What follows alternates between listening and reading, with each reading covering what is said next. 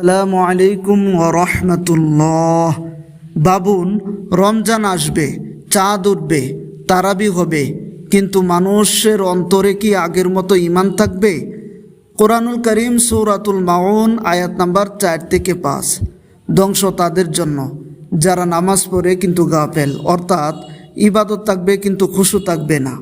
রাসূল সাল্লাল্লাহু আলাইহি ওয়াসাল্লাম বলেছেন, এমন এক সময় আসবে মানুষ রোজা রাখবে কিন্তু তার ভাগ্য থাকবে শুধু ক্ষুধা ও তৃষ্ণা। ইবনে মাজা। মানে রোজা হবে কিন্তু গুনাহ ছাড়বে না। মাহে রমজানও মিথ্যা, সুদ, পর্নোগ্রাফি, জুলুম সব চলতে থাকবে।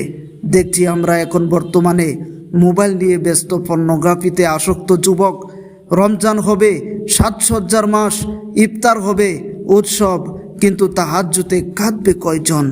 রাসূল সাল্লাল্লাহু আলাইহি ওয়াসাল্লাম আরও বলেছেন, ফিতনা আসবে রাতের অন্ধকারের মতো। সহিহ মুসলিম। শেষ যুগে রমজান হবে ফিতনার মাঝে এক পরীক্ষা। মানুষ মোবাইলে ব্যস্ত, কোরআন পড়ে কম, তারাবি হবে কিন্তু হৃদয় নরম হবে না। একদিকে যুদ্ধ, রক্তপাত, মুসলিমদের উপর জুলুম, অত্যাচার, নিপীড়িত, অন্যদিকে আমরা ব্যস্ত দুনিয়াতে। এমন সময়ে রমজান আসবে যেখানে আল্লাহ দেখবেন সে সত্যিকারের মুত্তাকি কিনা।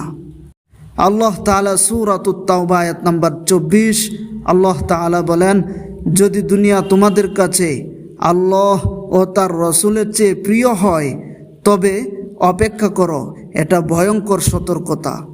কিয়ামতের আগে রমজান থাকবে কিন্তু প্রকৃত রোজাদার কমে যাবে। মসজিদ ভরা থাকবে কিন্তু হৃদয় থাকবে শূন্য।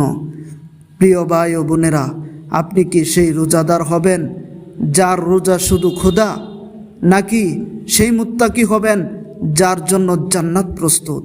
প্রিয় ভাই ও বোনেরা, রমজান আসার আগে নিজেকে বদলান, কারণ এমনও হতে পারে এটাই আপনার জীবনের শেষ রমজান।